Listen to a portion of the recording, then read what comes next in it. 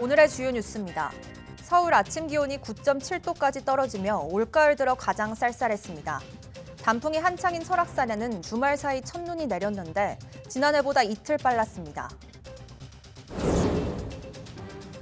의정 갈등으로 전공의들이 병원을 떠나면서 국내 최대 보훈병원인 서울중앙보훈병원의 병실 가동률이 50%대로 떨어졌습니다. 병원 측은 대체 인력을 투입하는 등 비상진료 체계를 운영하고 있지만 장기적인 대책은 없는 상황입니다.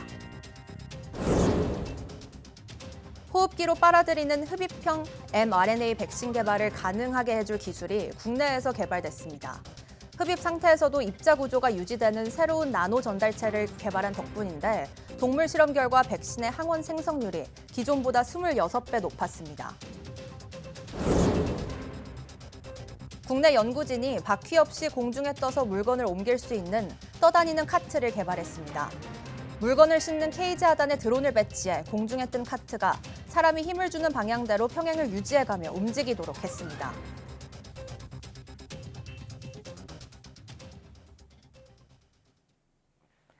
여러분 안녕하십니까? 10월 21일 사이언스 투데이입니다.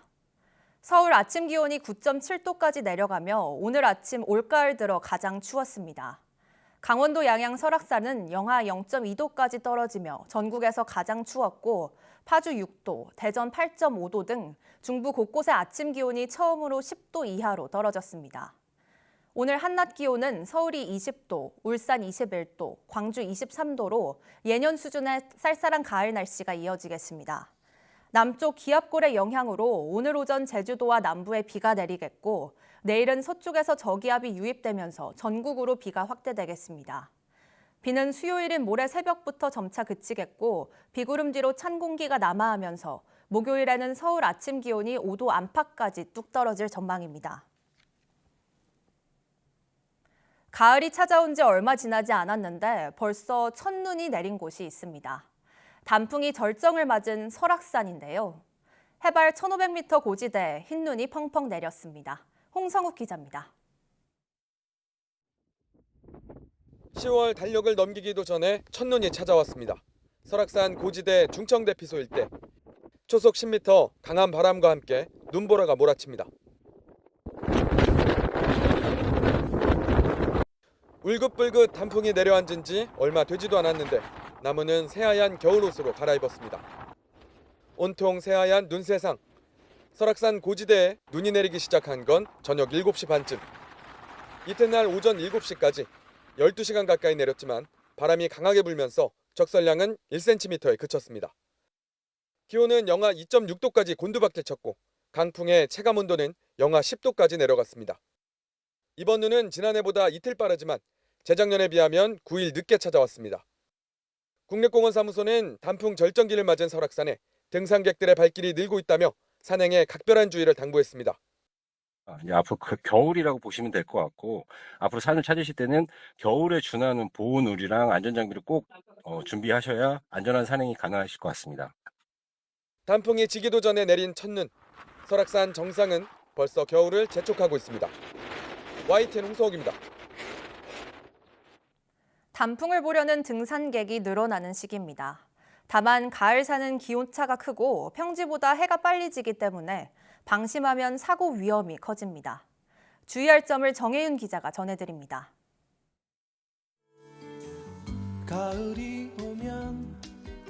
파란 하늘 아래 울긋불긋 화려한 옷을 갈아입기 시작하는 가을산. 1년 중 산이 가장 아름다운 시기입니다. 아침 기온이 떨어지고 일교차가 크게 나기 시작하면서 산의 20%가량이 물드는 첫 단풍이 치악산까지 넓혀졌고 강원도 산은 단풍이 절정기에 접어들었습니다.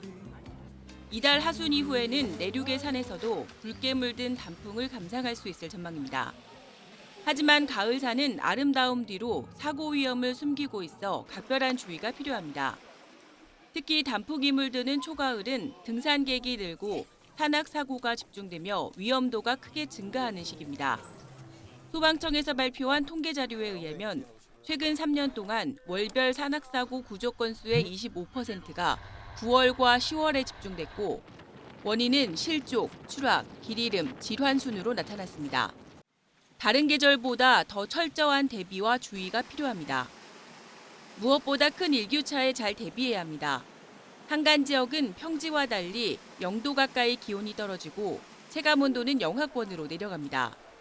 평지와 달리 일교차가 20도 이상 크게 나기 때문에 가벼운 복장으로 등산에 나서면 저체온증에 걸릴 가능성이 큽니다. 또 산은 평지보다 일찍 어두워진다는 점도 잊지 말아야 합니다. 보통 가을철 평지에서는 오후 6시를 전후에 해가 지게 됩니다. 하지만 가을철 산지에서는 이보다 2-3시간 일찍 해가 지기 때문에 평지보다 더 빨리 어두워진다는 점에 대비해야 합니다. 가을 산에 오르기 전에는 스트레칭 등으로 몸을 충분히 풀어준 뒤 기상 정보를 확인하고 자신의 체력에 맞는 코스를 선택해야 합니다. 또 일몰 전에는 안전하게 하산할 수 있도록 여유 있게 시간 계획을 세우는 것이 가장 중요합니다. YTN 정혜윤입니다. 단풍을 보러 산을 찾는 사람들이 많아지면서 산악사고도 잇따르고 있습니다. 하지만 단순히 걷기 힘들다거나 체력이 소진됐다는 이유로 구조를 요청하는 경우가 많아 실제 긴급한 구조에 차질이 빚어질 우려가 큽니다. 송세혁 기자가 취재했습니다. 들것을 든 구조대원들이 어두운 산길을 조심스럽게 내려옵니다. 조심. 가줄게. 홀로 산에 오른 여성이 발목과 머리 등을 다쳐 구조를 요청한 겁니다. 구조에 동원된 대원은 20명. 칠흑 같은 어둠 속에서 5시간이나 험한 산길을 걸어 무사히 구조했습니다. 나도 그 늦은 시간에 내려오다 보니 길을 약간 좀 벗어났었고 거기서 그냥 미끄러지면서 한 3m 정도 굴렀어요. 단풍철을 맞아 설악산에서 주말마다 발생하는 구조 요청은 하루 평균 10건이 넘습니다. 전국적으로 최근 3년간 발생한 산악사고 구조는 3만 3천여 건. 4건 중 1건은 가을철인 9월과 10월에 집중됐습니다. 문제는 다치지 않았는데도 단순히 걷기 힘들다는 이유로 구조를 요청하는 사례가 많다는 겁니다.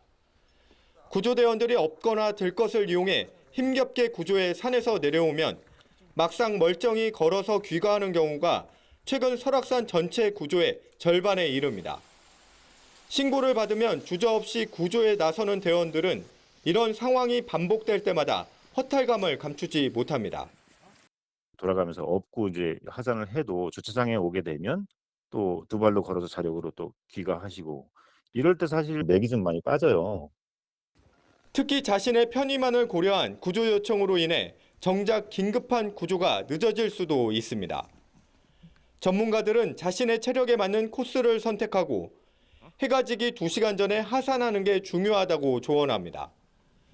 또 출입이 금지된 비법정 탐방로는 사고 위험이 크고 구조도 어려운 만큼 들어가선 안 된다고 강조합니다.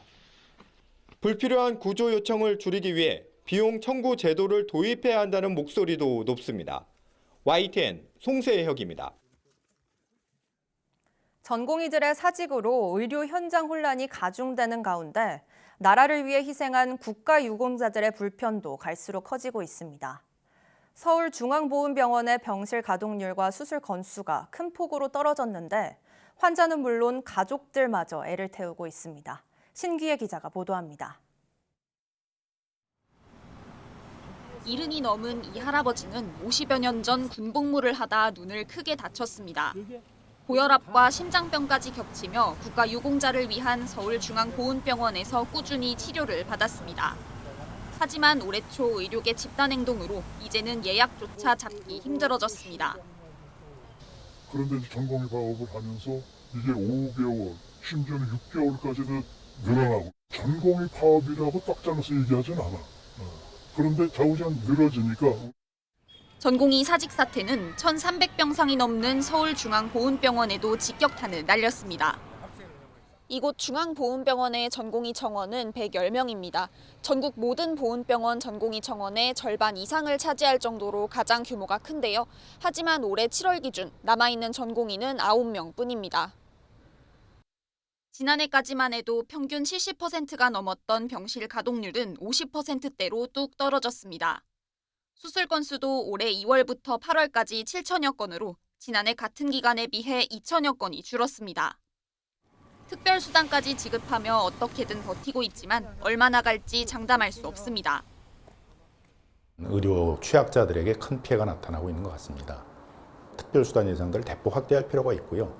장기적으로는 결국 그 의료단체하고 정부가 합의를 해서 보훈복지의료공단은 국가보훈부와 함께 비상진료체계를 운영하고 전담 간호사 등 전공의 대체 인력을 투입하고 있다며 진료에 차질이 없도록 노력하고 있다고 밝혔습니다. 의정 갈등이 길어지면서 나라를 위해 몸과 마음을 바쳤던 국가 유공자들의 건강도 점차 위협받고 있습니다. YTN 신기입니다. 산부인과 전문의 3명 가운데 1명은 60대 이상일 정도로 고령화 현상이 심한 것으로 나타났습니다. 국회 보건복지위원회 박승희 더불어민주당 의원이 보건복지부에서 받은 자료를 보면 올해 8월 기준 산부인과 전문의의 평균 연령은 54.4세로 나타났습니다. 연령대별로는 50대가 전체의 32.5%로 가장 많았고 60세보다 많은 고령자는 모두 합쳐 33%로 집계됐습니다. 지역 가운데는 경북의 산부인과 전문의 평균 연령이 60.8세로 가장 높았고 전북 59.6세, 전남 59.1세가 그 뒤를 이었습니다. 또 여성 인구 1000명당 산부인과 전문의는 0.24명으로 파악됐고 경북 지역은 0.16명으로 전국에서 가장 적었습니다. 박 의원은 지방일수록 향후 산부인과 의료 공백이 우려되는 만큼 지역의 공공의료 역량 강화를 위한 정책 마련이 시급하다고 강조했습니다. 우리나라 노인 가구 3집 가운데 1집은 노인 홀로 생활하고 있을 만큼 독거노인 가구가 빠르게 늘고 있습니다. 하지만 도움의 손길이 닿지 않는 곳에서 쓸쓸한 죽음을 맞이할 가능성이 작지 않아 대책 마련이 필요하다는 지적이 나옵니다. 권민석 기자의 보도입니다. 정부가 실시한 2023년 노인 실태 조사 결과 노인이 혼자 사는 집은 32.8%로 처음으로 30%를 넘었습니다. 3년 전보다 13%포인트 급증했고 자녀와 함께 사는 노인은 절반 수준으로 급전직하했습니다. 배우자, 가족과 떨어져 살다 보니 독거노인 10명 가운데 7명 이상은 일상생활에 어려움이 있다고 토로했습니다. 관계가 끊겨 섬처럼 고립된 생활은 노년의 문턱부터 죽음에 가까워지게 합니다. 아무도 생사를 신경 쓰지 않아 홀로 삶을 마감한 사람은 지난해 3,600여 명, 50대 이상 중장년층이 2,918명으로 전체 고독사의 80%를 차지했는데 청춘을 바쳐 일하다 은퇴하는 5, 60대 남성 사망자가 절반을 넘었습니다. 또 고독사 가운데 기초생활수급자가 41%에 달할 만큼 독거노인의 가난은 그 자체로 치명적입니다. 일하는 노인 가구 비중이 39%로 역대 최고를 기록했지만 노인 빈곤 문제를 해결하지 않으면 꾸준히 증가하는 고독사를 막을 수 없는 겁니다.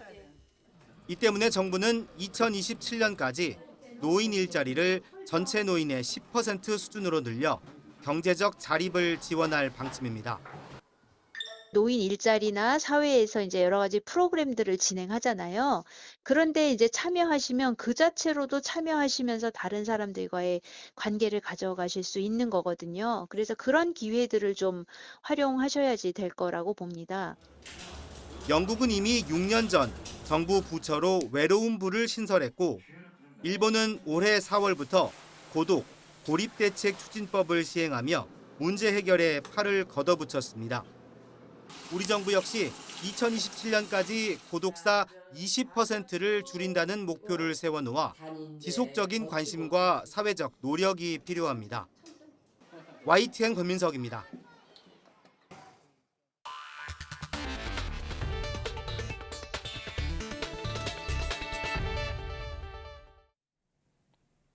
박상욱 대통령실 과학기술수석이 소형 모듈 원자로 SMR 4개를 건설할 계획이 이미 11차 전력수급 기본계획에 반영돼 있고 연말에 발표할 예정이라고 밝혔습니다. 박 수석은 20일 KBS 일요진단에 출연해 소형 모듈형 원자로는 170에서 350메가와트 사이라면서 4개 정도 묶어야 발전소 한 호기 정도에 해당하는 출력이 나온다며 이같이 말했습니다. 또 이에 대한 국회 동의 전망을 두고 소형 모듈 원자로는 차세대 성장 동력이자 수출 주력 효자 상품이 될 수 있는 기술이라며 이런 점에서 여야가 있을 수 없다고 강조했습니다. 아울러 한국의 노벨과학상 수상 전망에는 세계적인 첨단 기술 강국이면서 우리나라 자체의 인지도와 호감도도 높아진 만큼 노벨과학상을 곧 받을 수 있을 것으로 전망했습니다. 앞으로는 아픈 근육 주사 대신 호흡기로 빨아들이는 mRNA 백신 개발이 가능해질 전망입니다. 국내 연구진이 mRNA 백신용 전달체의 한계를 극복해 흡입 방식으로도 폐질환 치료 효과를 높일 수 있는 새로운 나노 전달체를 개발했습니다. 박나연 기자입니다. 코로나19 바이러스 감염을 예방하는 역할로 일명 코로나 백신으로 불리는 mRNA 백신.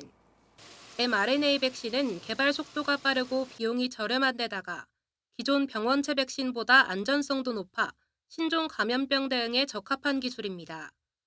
세포 안으로 mRNA가 들어가야만 면역 반응을 일으키는데 현재 쓰이는 전달체는 흡입 상태로 바꿨을 때 폐 미세 환경에서 전달 효율이 떨어진다는 문제가 있습니다. 그런데 카이스트 연구진이 호흡기로 흡입할 수 있는 새로운 방식의 mRNA 나노 전달체를 개발해 이러한 문제 해결에 나섰습니다. 기존 백신 치료제 같은 경우에는 혈액 환경을 고려해서 디자인되었기 때문에 폐 미세 환경에 적합한 저희 입자가 이제 흡입 치료에 더 효과적이라고 말할 수 있을 것 같고요. 새로 개발한 나노 전달체는 흡입 가능한 방식으로 바꿔도 입자 구조를 그대로 유지합니다. 직접 빨아들일 수 있어 폐세포의 빠른 흡수가 가능하고 전달 효율 또한 높아집니다. 연구진이 개발한 나노 전달체는 이렇게 이비인후과에서 흔히 볼 수 있는 네뷸라이저와 비슷한 장치를 이용해 코로 쉽게 흡입할 수 있습니다. 동물 실험 결과 기존 백신 방식보다 면역 반응을 유발하는 항원의 생성률을 26배까지 높일 수 있음을 확인했습니다. 또 폐와 기관지 상피세포에서 전달 효율이 높았고 독성이 없어 생체 안전성도 높게 나타났습니다.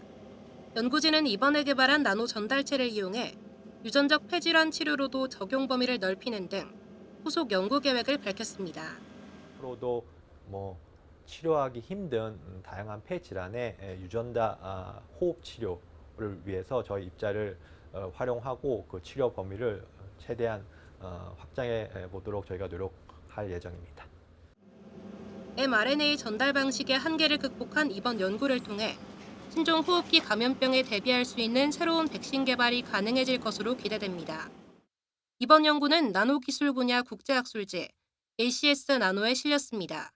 YTN 사이언스 박나연입니다. 짐을 옮길 때 계단이나 진입방지 돌을 마주하면 이동이 불편한데요. 국내 연구진이 사람과 로봇이 상호작용 가능한 비행카트를 개발해 편리한 화물 운송이 가능하도록 했습니다. 임률솔 기자가 보도합니다. 택배기사가 상자를 들고 계단을 바쁘게 뛰어오릅니다. 끌차를 이용해 먼 거리는 이동하지만 옮기는 건 직접 들고 옮겨야 합니다. 그런데 국내 연구진이 물건을 올릴 수 있는 팔레트 하단에 멀티로터 드론을 배치해 바퀴 없이 물건을 싣고 운송할 수 있는 팔레트론을 개발했습니다. 팔레트론은 조종기로 작동하거나 자율주행 알고리즘으로 비행하는 기존 드론과 달리 사람이 힘을 주는 방향대로도 날 수 있습니다. 이를 위해 새로운 알고리즘을 개발해 적용했는데 사람이 드론에 힘을 가하면 그 의도를 읽고 원하는 방향으로 움직여 사람과 로봇이 상호작용하는 방식입니다.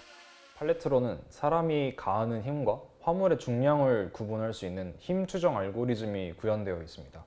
또한 컴플라이언스 제어기라는 알고리즘이 구현되어 있기 때문에 화물이 탑재된 상황에서 안정적으로 사람의 힘의 방향을 따라서 비행이 가능하게 됩니다.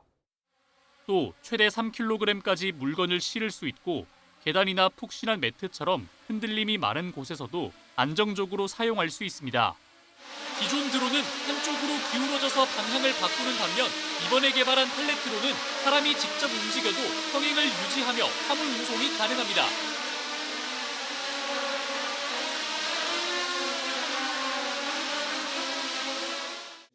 연구팀은 드론 프로펠러를 내부에 숨겨서 외부 충격으로부터 안전하게 운용할 수 있다고 설명했습니다.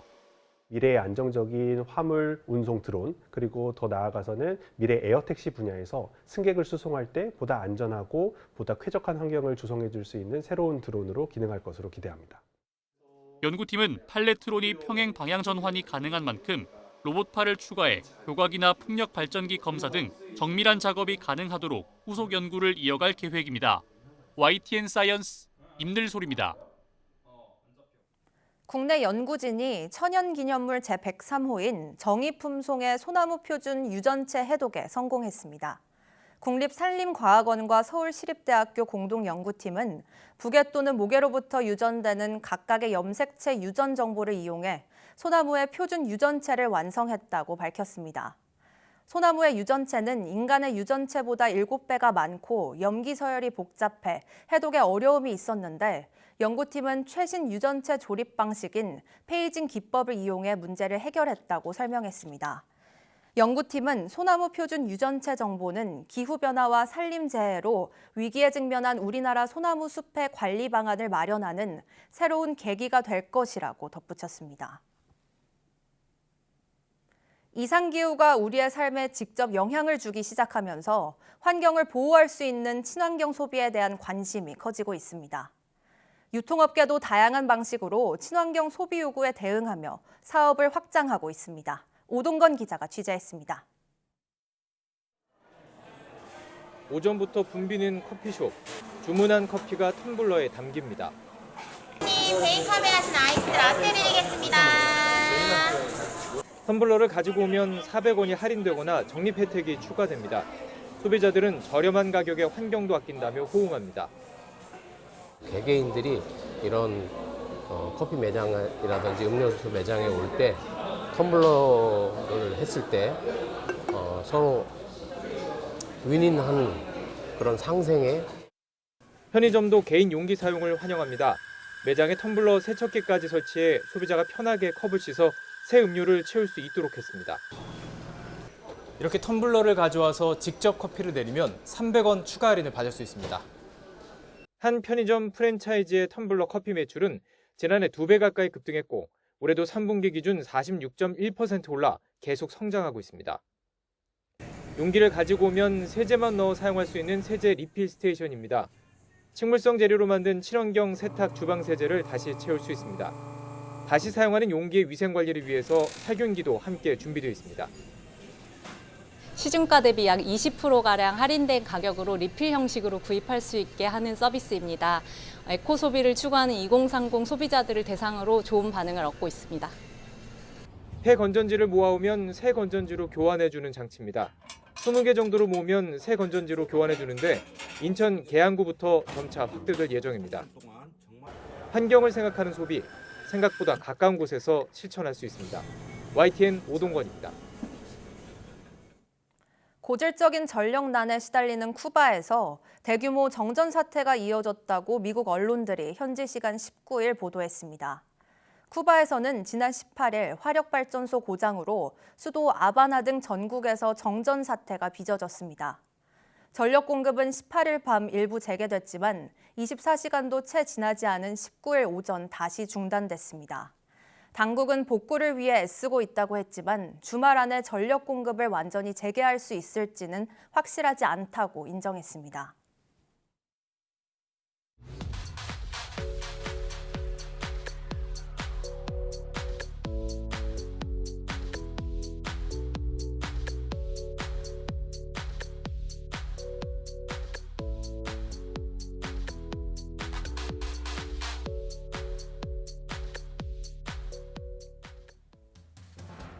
오늘 올가을 들어 가장 추운 아침이었는데요. 또 가을이 성큼 다가온 지 얼마 안 되었지만 설악산은 다채로운 단풍으로 물들었고 첫눈까지 내렸습니다.